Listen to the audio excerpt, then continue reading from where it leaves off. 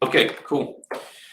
All right, well, hello everyone. So I'm Vladimir Zamdzhiev, and I'll present joint work with my colleagues Xiaodong, Andrei Kornell, Bert, Lindenhovius, and Michael Mislove on the semantics of variational quantum programming. So I'll start with motivation and also some like a brief explanation of what variational quantum algorithms are. So a variational quantum algorithm is a hybrid classical and quantum algorithm. So the main idea is that you're performing both classical and quantum computation simultaneously, and so each part of the algorithm can influence the other. Okay, so for all of the known quantum algorithm, all the known variational quantum algorithms so far, we know that the quantum part is usually small and it does not require much quantum resources. It's basically simple and easy to program. However, it is actually the classical part which is more complicated and well, harder to write down and so on. So this is where the complicated analysis happens. And as some other speakers already said, quantum measurements produce actually probability distributions of classical outcomes.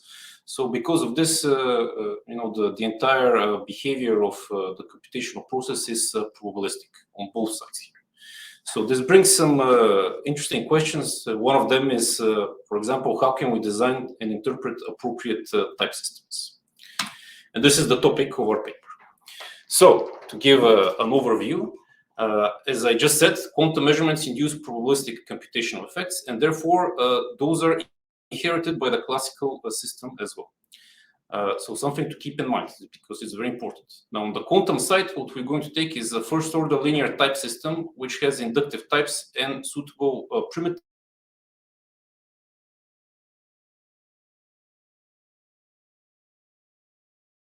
due to no cloning of quantum information. I think this was also covered by previous speakers as well. On the classical side, we take a more higher order view, and we allow function types as well. So it will be it's basically probabilistic FPC, a high order classical type system with recursive types.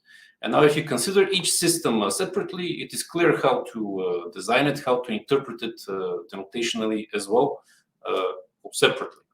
And the contribution of our paper is to explain how we can design the interaction between the two subsystems, and also to describe a denotation of semantics for the interpretation of the whole mixed classical quantum system. Okay, so on the classical side, so the classical subsystem, what do we have?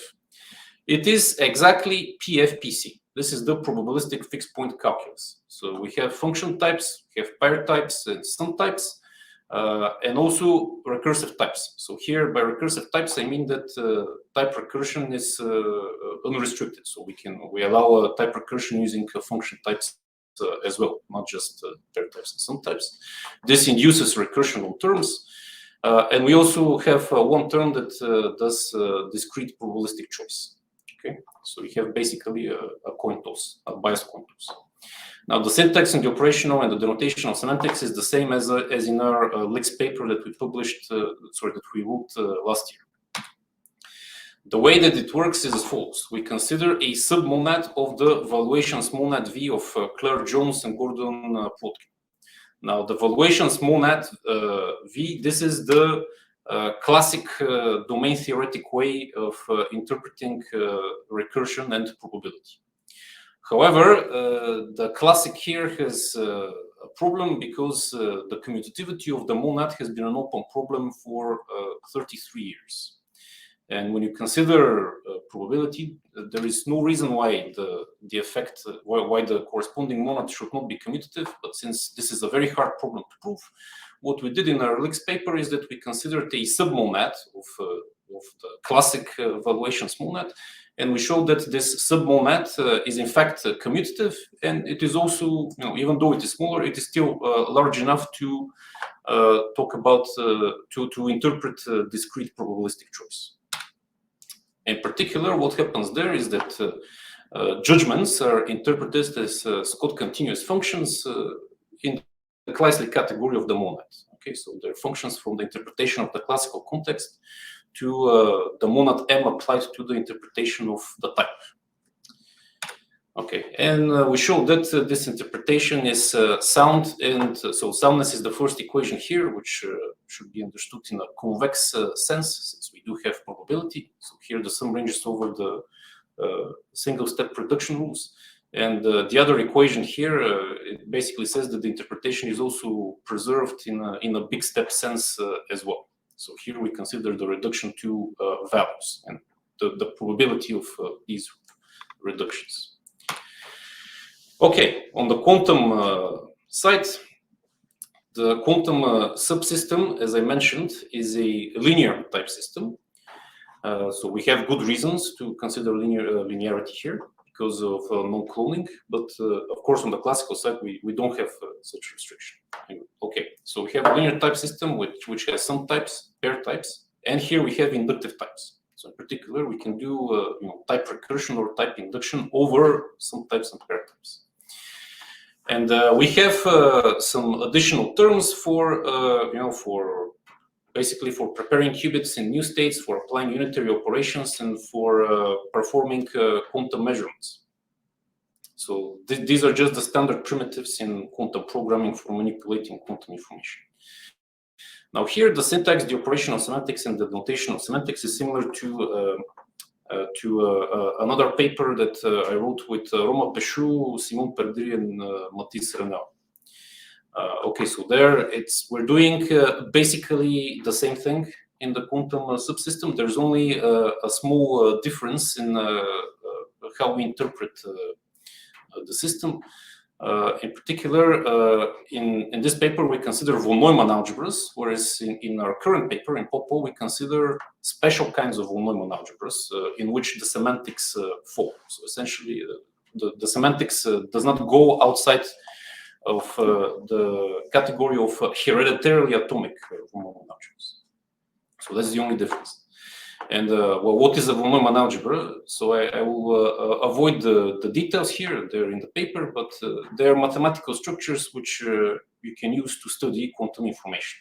So essentially, they provide an axiomatization of super operators. So if you know what a super operator is, then a von Neumann algebra you can think of as being so the category of von Neumann. So in particular, this home set here would be the space of super operators between density matrices. So this is how we may think of the entire category. Okay, and the interpretation in our previous paper is sound and strongly adequate as well. Now here, what happens is that we interpret. Quantum judgments now have two contexts: one which is classical and one which is quantum, or you may think of it as being linear. And these kinds of judgments are pretty standard. They can be seen, for example, in the work of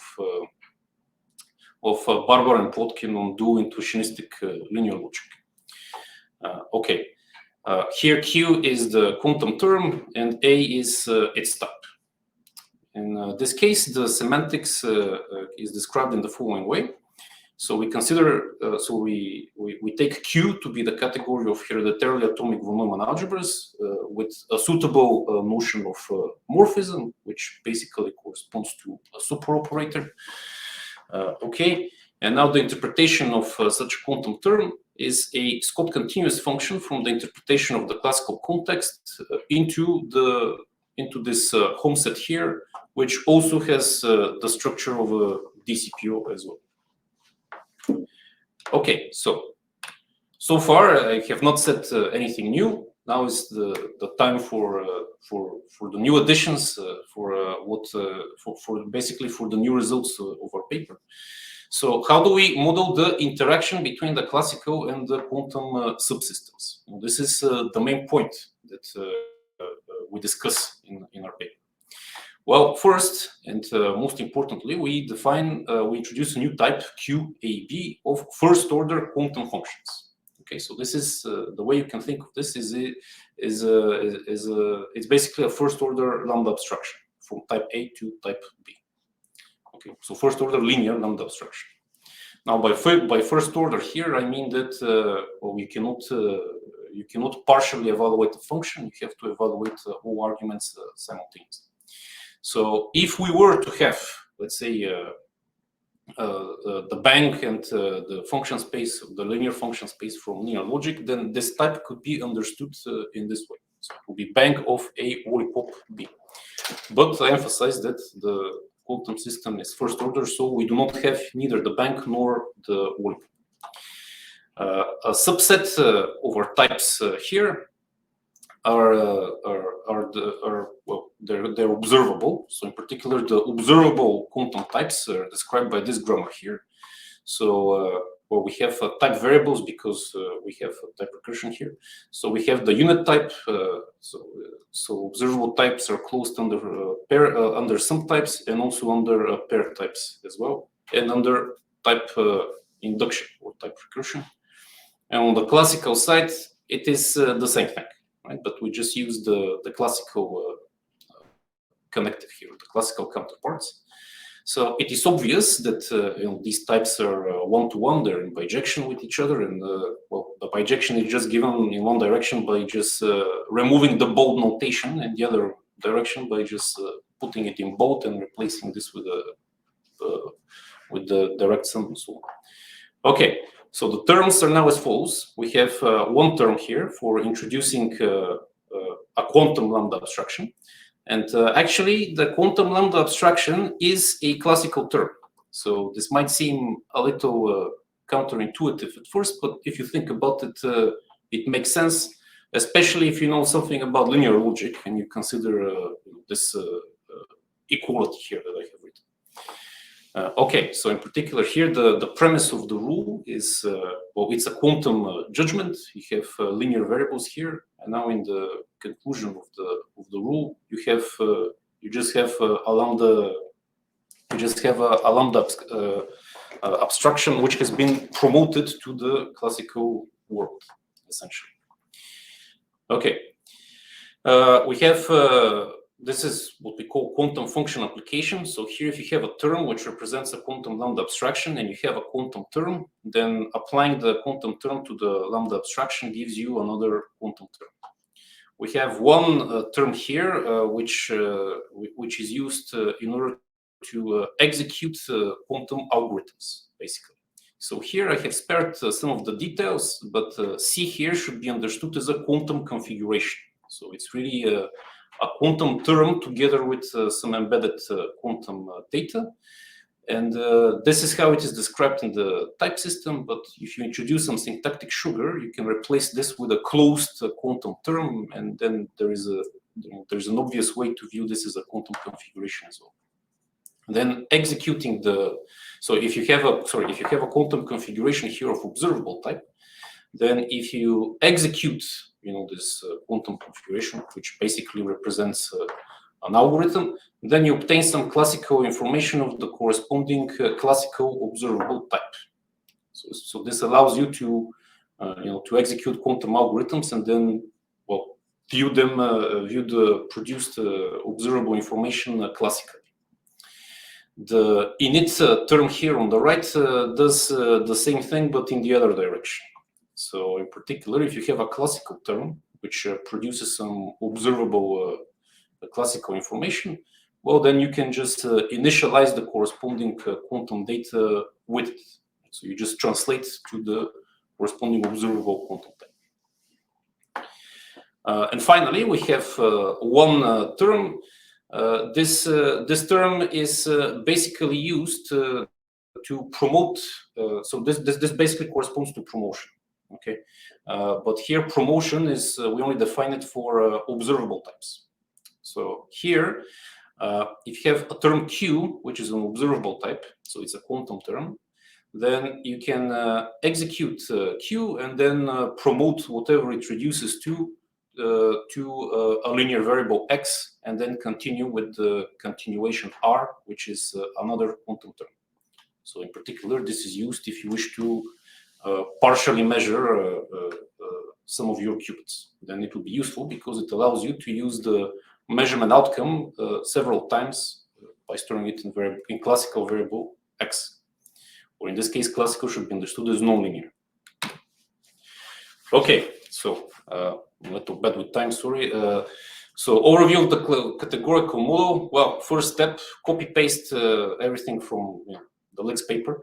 So here we have the category of DCPOs and Scott continuous function, and we have an adjunction into the classic category of the monad M.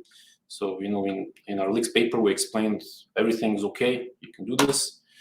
You do basically the same thing on the quantum side. So you have the category of hereditary atomic von Neumann algebras here with one notion of morphism called a star homomorphism to interpret the values, and in the classic category of well, there is a monad here. It's classic category is isomorphic to Q. You end up with another notion of morphism, which allows you to interpret quantum terms. And here the semantics is basically the same as our Fossak's paper. And here to merge the two, or to allow us to switch between the classical and the quantum modes of operation, we show how we can do this by we have to explain how to do this at observable types, basically. And this is done through another series of adjunctions, which I want to point out have opposite orientations. So these adjunctions here do not compose. And this is used for the interpretation for parts of the system. But it is not the whole picture, because you see that there's some important details when it comes to quantum function application. Okay, so for the lambda abstractions, so how do we interpret those? I want to talk about this.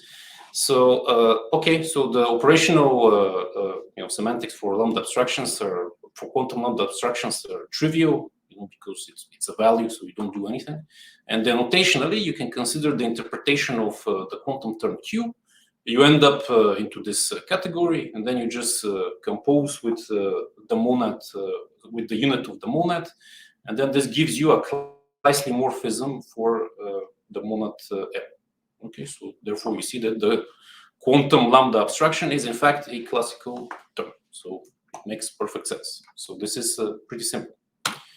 Now, for quantum function application, this is where things become a little bit more complicated. So here, this is we have the rule. The operational semantics on the quantum side is described on quantum configurations, which I said are basically can be seen as quantum terms with some embedded quantum information, which is described here in the first component. And you have a linking function that I don't want to talk about now. It's not very important. And then the number above the arrow indicates the probability of the reduction. So here we have beta reduction, which does not modify the quantum data. Here, in the premise of the rule, we perform reduction in the classical part of the system. And then again, this obviously does not modify the quantum part.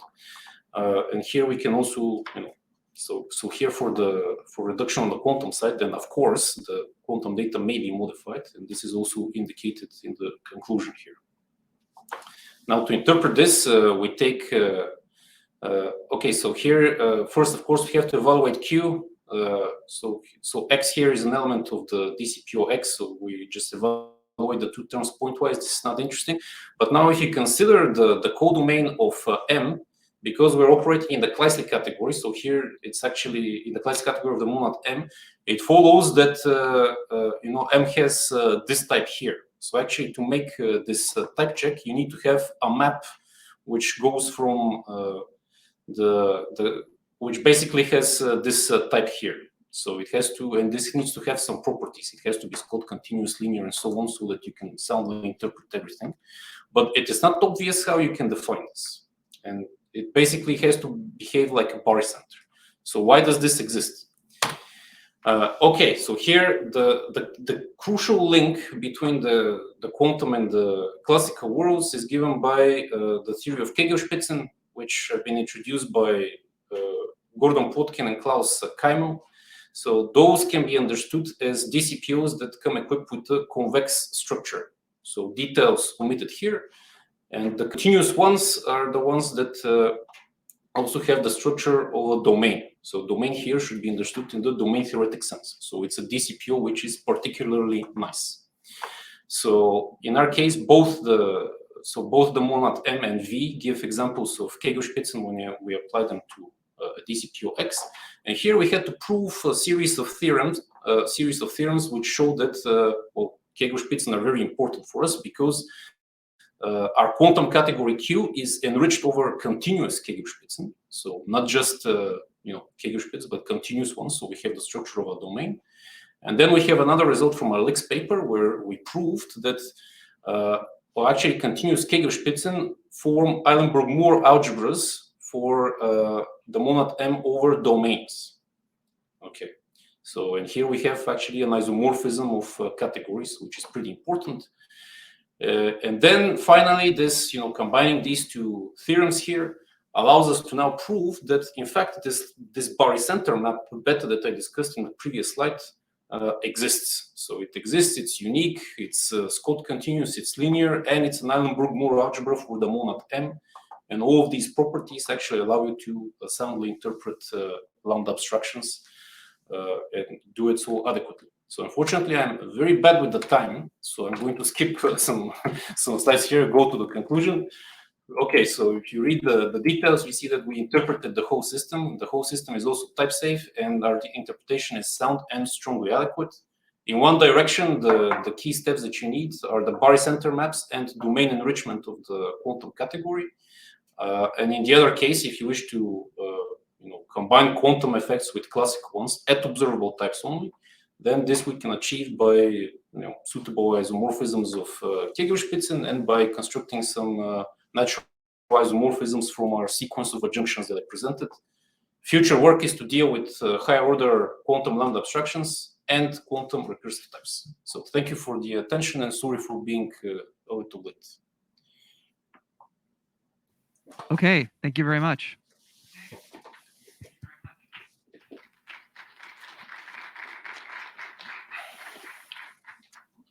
Any questions from the room?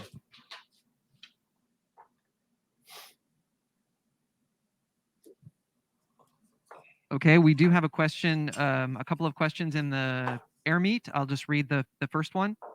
This is from Long Pham, who is a PhD student at Carnegie Mellon. It may be interesting to add a notion of costs, for example, running time and memory, to the semantics of your classical quantum hybrid language. Any thoughts about that?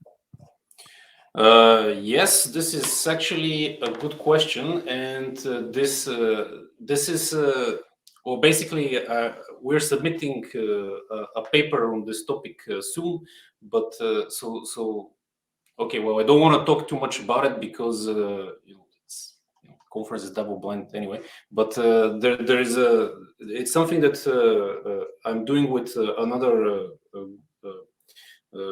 with other colleagues.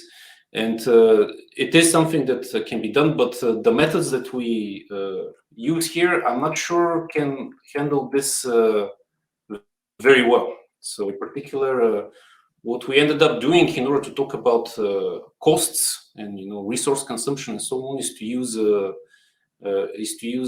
continuations monad in order to do this. Whereas here, well, we're not using a continuations monad. I mean, we're using evaluations monad, so we cannot with this semantics here we cannot incorporate arbitrary costs because we cannot say that the cost of a program is infinite. Okay.